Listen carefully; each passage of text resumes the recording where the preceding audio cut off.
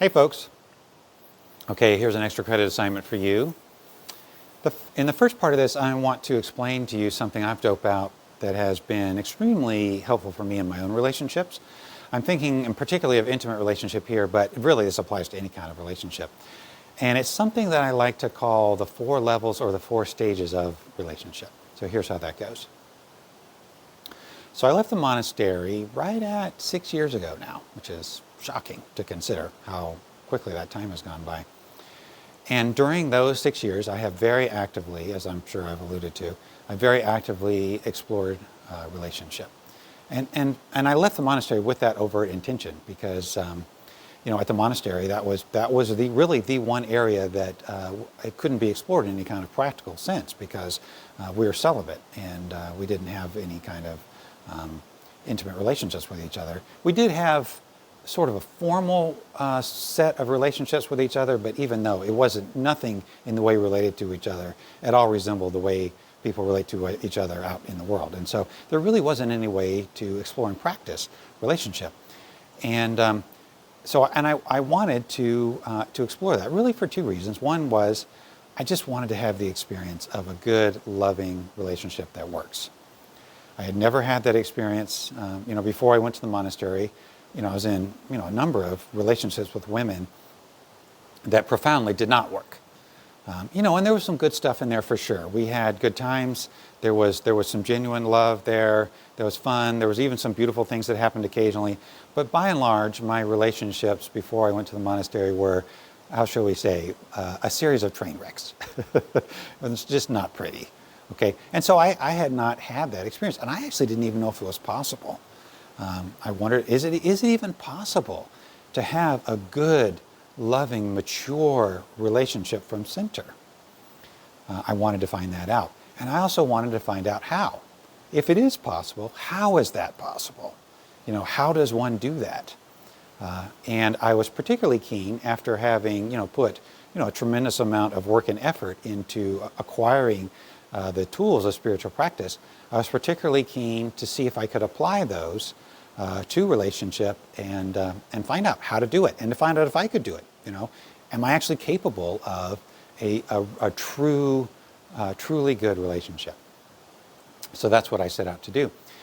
And so, of course, the first thing I did was I looked around to see, how are people doing relationships and how are they doing in relationships? And what I found, by and large, is probably what you see too, is people are not doing well in relationships, and they don't know how to do relationships well. From what I can see, and there are exceptions, which I'm glad of, but by and large, from what I can see, people are not happy in relationship. Relationships are full of conflict and trouble. People don't know and are not willing to communicate well and really work through what's going on. They don't know how to do that. People are in a hard place because they just don't have the skills and tools they need in order to do relationship well. And that I kind of figured that was going to be the case, but it was really kind of eye-opening to actually see it happening. And of course I started doing one-on-one work with people and got to see intimately inside their relationships, and I worked with some couples too, and really got a sense of how that's so. So then, of course, the obvious question that came after that was, okay, well, how come? Why? Why is it that it's so difficult for human beings to have loving relationships with each other that work?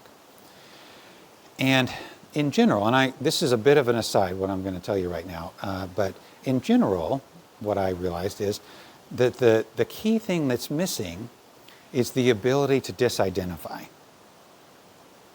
By and large, from what I can see in our culture, people don't know how to disidentify. They don't know how to be aware of conditioned mind and to step out of conditioned mind into a place of center, into the place where there is true love, true compassion and acceptance, generosity, the real ability to connect, and everything that is required, to have a real, good relationship with someone. People don't know how to do that. And so as a result of not knowing how to do that, what happens is that people enter in relationship with each other, and I think enter from probably, in general, from a good place, from an open-hearted place. I want something. I want this good thing for me and for this other person too. I want to experience love. I want to experience love with another human being. It's a really good, beautiful thing. But because people don't know how to disidentify and they're not aware of the processes in conditioned mind, what happens is conditioned mind slides in, like it does with everything else, if we allow it, and starts to interfere. It starts to teach people to make up things about the other person, to project things onto the other person that aren't true. And in general, to create a fictional reality to live in, as it does with everything, in which the two people are going to be unhappy. So to say it another way, the conditioned mind sort of takes charge of the relationship, or takes control of the relationship, and uses the relationship to cause the two people to suffer. Or to say it in a way that kind of implies less agency, that sort of forces people into their survival systems where they're defended and being passive-aggressive and aggressive within their defenses, and shut off to really anything good because they are in a state of survival. That, unfortunately, I think is what's happening by and large in relationship with people. And I've seen it, of course, I look in the past and I can see that's very much what was going on with me. And then as I've been working with people, it's just become really clear that's what's going on by and large with them too. And so, the work I've done with people is, how do we address that? How, as two people in this case, as individuals, but also as a couple, how can we escape from this dynamic that's happening in conditioned mind and get back to a place where we can have an authentic relationship with each other? So that, in a nutshell, is kind of the work of spiritual practice and relationship as far as I can see. Okay, so again, that's sort of an aside.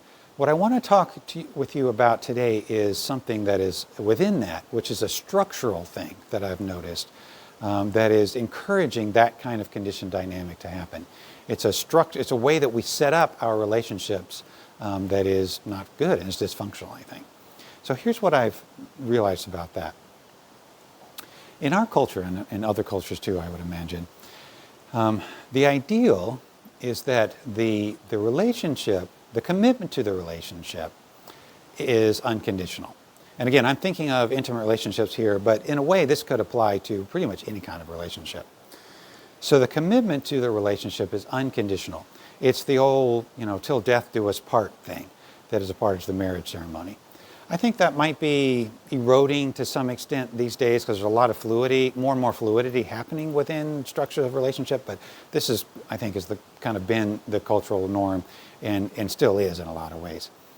So, what we're supposed to do is stick with it no matter what. We're going to find our person, the person we're going to be with forever, and then no matter what, we're going to stick it out to the end. It's unconditional. At the same time, however, the love that's within the relationship is conditional. It's not unconditional. So within the relationship, I will give you love if you meet my needs, is the basic thing. And as we've been talking about in the class, that's a horrible approach to relationship. If you're approaching relationship in order to get your needs met from the other person, it's doomed from the beginning. I mean, there's just no way that's going to work. So that in itself is a big problem. But people are entering the relationship with this desire to have their needs met, and also other things too, like I want you to be the person I want you to be. I want you to stop doing the things that I don't like and do only the things that I like, stuff like that. So there's all these conditions, and if you meet the conditions, I will love you, and the other person is doing the same thing, back towards me. If I meet the conditions, their conditions, then they will love me. And when you look at it that way, you can probably see that is not a good arrangement. It's like I'm going to be stuck forever in this situation where there is no unconditional love, and I have to meet these standards and expectations all the time to get, what little bit of love is actually going to be available in that scenario, and so does the other person. It's just a nightmare waiting to happen. Okay? And then, seeing that, what I realized, well, it's backwards. That's not the way it needs to be. The way it needs to be is the opposite of that. So let me tell you what that looks like. So to have a better way of approaching a relationship, I feel like, is to have the love in the relationship be unconditional. So for each person, no matter how you show up in this moment by moment, no matter what you do, I'm going to love you unconditionally.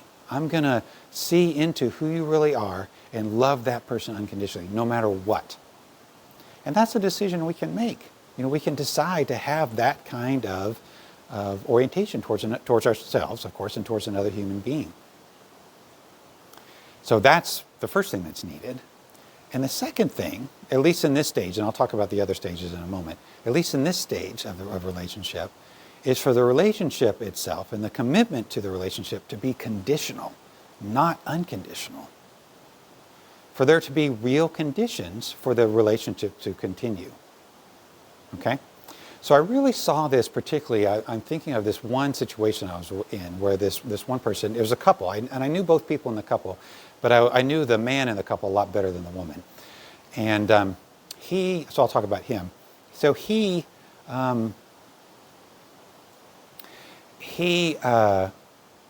just had stuff going. Okay, he didn't know how to take care of himself, and other things kind of along those lines.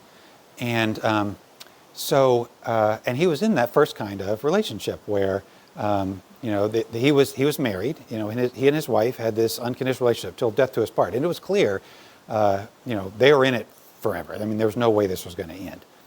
But the relationship was unconditional. But there's all these standards in the relationship, and so it was unhappy because of those conditioned standards. And what I realized as I was kind of watching what he was doing, I wasn't really working with this person, I was more just observing. As I was watching what he was doing he had no real incentive to change his behaviors. Because, the relationship was going to go on forever, so, his partner essentially can't get rid of him. So he can, do whatever he wants, really. And not that he was thinking these kind of things, but, it's just he didn't have an incentive. Just as an aside, people who are unconscious are driven by incentives. This is kind of what this part of this conversation is founded on. We will do what we are incentivized to do and not do what we are disincentivized to do. If we have some presence and awareness, that's not necessarily the case, because then we can freely choose. But to the extent to which we're in conditioned mind, we're primarily being driven by kind of like machines, sort of, like robots, by incentives. So anyway, he didn't have any incentive to change because he didn't have to. The structure of the relationship didn't require it. And also, he's in this antagonistic situation with his wife over these conditions. They each had there's these certain conditions, and there's this antagonistic relationship because, stuff that everybody knows, like, well, I won't give you what you want till you give me what I want, and all that stuff. So the whole environment is set up to disincentivize him to change. And he honestly needed to change. He wasn't showing up in a good way in the relationship, but he didn't have an incentive to show up. So then imagine if that's turned on its head, and it's backwards. That his wife is loving him unconditionally, even though he's showing up in this way. He's not taking good care of himself. He's not treating her with the respect that she really deserves. He's not providing unconditional love. Even so, she's willing to love him unconditionally. And she says to him, there's certain things I need to change. If you are willing to change those things, then I want to be in a relationship with you. If you're not willing to work on those things, then I'm very sorry, but this relationship will not work for me. So she puts a conditional framework around the relationship, which she didn't do. She just, they fought over everything, but they tolerated it, which is just awful to think about. So much more skillful just to say, this is what I need. Are you willing? If you're willing, great. If you're not, cool. That's great. But this isn't going to work for me. So imagine what that does to him. That incentivizes him to make a change if he wants to be in a relationship with her, which he did, honestly. He loved her. The love was genuine in a certain way. It just would slide into a conditional place and become conditional. So that incentivizes him to change. If they had that structure, I can just about guarantee he would have done it, and he could have done it because he would have wanted to. So to me, that is a better way of approaching relationships. And in my own relationships, I've used that extensively. And I am now in my current relationship, and I did even more in my previous relationship, more overtly anyway. I'm just as much in this one, but it's easier in this relationship because we're a lot more in alignment about things than than was the case with my previous relationship. But in my previous one, we actually sat down and we together, and we said, we each made a list. Well, she made a list of, what are my conditions in this? And I made my list. What are my conditions? And it's stuff like, the biggest one for me and for both of us is we are both going to show up as our best selves. In the traditional, what I feel like is the traditional structure, there's no incentive to show up as your best self, as I was saying. We need to each show up to the best of our ability anyway, and that's going to be, not perfect, but show up as our best selves in the relationship. I need that of you, you need that of me. If either one of us is not willing to show up as our best selves, then this needs to stop. It's not going to work. We need to stop being in a relationship with each other because there's no way that's going to work. And then there were some other kind of conditions that were more practical. There are other kind of process level ones like that there needs to be unconditional love. That's a big condition. That there needs to be a willingness to communicate honestly and clearly and directly. And the other kind of things that are obviously what are required for a relationship to truly work. And then there were some smaller, more practical conditions around just how we were going to live together and what each of us needed in a kind of a practical kind of way. And so we each made our lists, and we did this periodically, like every few months. Especially, and sometimes if we'd run into some kind of trouble, we'd stop and say, where are we exactly? Or is this still working? And this is a way that we'd figure out whether or not things were working. And so she explained and shared her list with me. I explained and shared my list with her. And then we compared. And it's like, well, does this work? I'm seeing what your needs are, your conditions. I'm using the word need there in a different way, not in the way I was before, where I need this in order to take care of me, to take care of the needs I need to take care of myself. I'm using it more in the regular worldly way of it's kind of like the need of the relationship. The relationship has these needs more than I have these needs. Okay, just to clarify that. So anyway, so she here's the stuff that she needs for this relationship to work. Here's the stuff I need for this relationship to work, and we compare. Does this work? Is this actually possible? Do these things line up? And for a long time they seemed like they did. There were some pieces in it that felt like they didn't, that we would work on, and a long time they did. And just to finish the story about my ex-partner, the end result of that was remarkable. It was an experience I've never had before, where we consciously decided to end the relationship together in a way that was loving and peaceful and good and was really amazing. It was actually one of the most beautiful things I've ever been a part of. It was astounding. And it was because of this level of consciousness that we were trying to bring to it, and the fact that we could have this kind of conversation with each other. Okay, so anyway, that to me is kind of what's possible in this. So to summarize this part of it, there's another way of doing a relationship, I feel like, than unconditional relationship, conditional love. It's unconditional love, conditional relationship. And the reason that's so effective, I found, is it sort of requires people to show up as their best selves. Okay, so the other two stages obviously are, there is the first stage, the kind of lowest level stage is conditional relationship, conditional love. And that's what's a lot of times, when you first meet someone, that's appropriate, So, you haven't gotten to the point where you have decided to have an unconditional love for this person.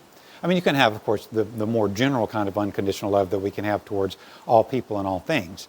But you haven't necessarily gotten to the point where, this is what I'm deciding to do. I'm deciding to love this person unconditionally. And you also haven't gotten to the point where you even know what kind of relationship you want to have with a person. So that's often how it starts. And then, currently I think for most people, then it slides into this, to me, dysfunctional cultural model that we have. I'm offering, or suggesting anyway, the possibility it could move to this other stage where the love is unconditional, And then we can really look at these conditions and work through the conditions and basically see if the relationship actually works on a practical level. And then the last stage, of course, is unconditional love and unconditional relationship. And I have not actually experienced that yet, although I'm on track perhaps to getting to that place with the person I'm with now. Her name is Kathleen, but this is early days. We'll see. That, to me, that's a very beautiful possibility to consider. That the two people have gotten to the point where the unconditional love is just solid, bedrock solid, and there are no longer any needs for conditions because the people are in sync, and they trust each other. They know they're going to the right place, not to the right place, to the same place, and it just works on that profound level. And so the conditions are no longer needed. So to say it another way, they both know who the other person they're dealing with is someone who shows up as their best self. That's who they are. And so we no longer need conditions. Okay, so that's the scheme. So hopefully that was interesting to you. So here's the actual assignment that goes with that. I think probably you've actually explored already, whether the love that you have, or you could even use the word affection, depending on what kind of relationship we're talking about, whether the love or affection you have for various people in your life is unconditional.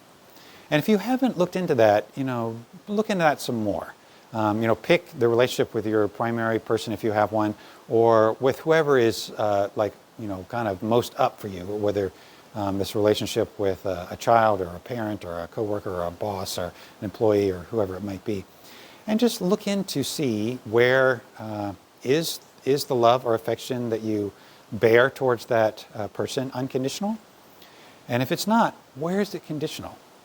What is the work that's needed to let go in order for it to be conditional? And don't forget the distinction we've been making in the class, where I'm not talking about that you have to have an unconditional love for the other person's behaviors. And it's very much what I've been talking about in this whole scheme. You don't have to have unconditional love for their behaviors. You can dislike their conditioned behaviors vehemently, but at the same time have unconditional love. Okay?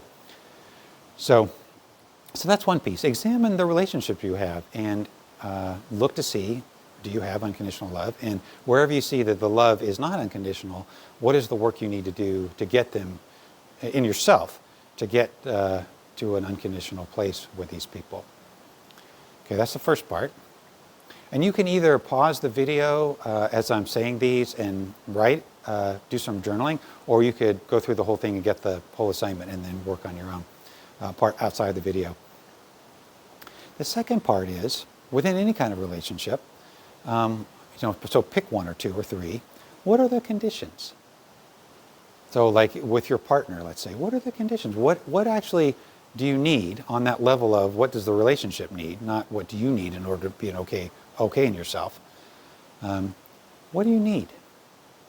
What are your conditions for, as they apply to the other person to do this relationship and for this relationship to work well? That's probably a better way of saying it, actually, than to do the relationship. For this relationship to work well, what are the conditions? And you can look to yourself too. What are the conditions for you? How do you have to show up in this for this thing to work? Okay? And then step back, and again, pick a relationship, your primary relationship or some others, and look to see where are you in this scheme, on these stages. Are you doing the second stage, the unconditional relationship, conditional love piece in any place? Do you see ways that you could, and we'll be talking more about this later as we get into boundaries and consequences, but do you see ways that you can move into that third stage of unconditional love, conditional relationship, and actually maybe start to work on addressing places where the conditions don't line up?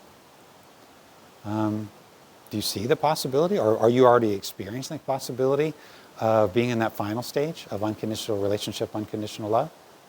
So just kind of explore that and see what you see. And then as you go along through the class and through your relationships after the class, keep this in mind. If this feels helpful to you, and if it doesn't, don't. But keep this in mind, that there are clear ways of looking at at relationship on a structural level. And that you can be looking at relationships from that point of view and setting structural pieces in place. And again, we'll talk more about this as we go along. They can help the relationship to thrive and prosper. Okay, thank you. Thanks for listening. Thanks for your time and attention. And thank you as always for the way you're showing up in the class. I really, really appreciate it. I'm deeply grateful. So do some journaling about that for sure. See what you can see. And then let me know what you see in the class. Take care. Be well. Have a good day.